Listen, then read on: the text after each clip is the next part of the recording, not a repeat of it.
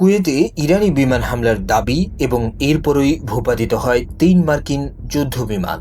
ইরানি রাষ্ট্রীয় টেলিভিশনে সম্প্রচারিত এক সাক্ষাৎকারে গত ১ মার্চ কুয়েতের ক্যাম্প বহরইনে হামলায় অংশ নেওয়া ইরানি F-5 যুদ্ধ বিমানের পাইলটরা অভিযানের বিস্তারিত তুলে ধরেছেন। পাইলটদের দাবি, তারা রাডারের নজর এড়াতে সম্পূর্ণ রেডিও নিরাপত্তা বজায় রেখে অত্যন্ত নিচু উচ্চতায় উড়ে লক্ষ্যবস্তুর দিকে অগ্রসর হন। অভিযানের সময় বিদ্যুৎ সঞ্চালন লাইন, তেল শোধনাগার ও অন্যান্য বেসামরিক স্থাপনা এড়িয়ে সরাসরি সামরিক ঘাঁটিকে লক্ষ্যবস্তু করা হয়। তাদের বক্তব্য অনুযায়ী হামলার পর ঘাঁটির ভেতরে ব্যাপক অগ্নিকাণ্ড ও একাধিক বিস্ফোরণ ঘটে। বিস্ফোরণের প্রভাবে সেখানে থাকা কয়েকটি হেলিকপ্টারেও আগুন ধরে যায়। প্রতিবেদনে আরও দাবি করা হয়েছে, এই হামলার পর কুয়েতের আকাশ প্রতিরক্ষা ব্যবস্থা সর্বোচ্চ সতর্ক অবস্থায় চলে যায়।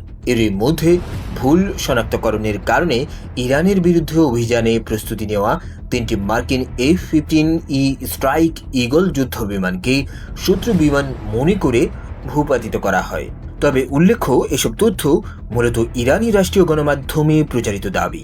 স্বাধীন বা আন্তর্জাতিক কোনো নির্ভরযোগ্য সূত্র থেকে ঘটনাটির সব দিক এখনও যাচাই করা সম্ভব হয়নি।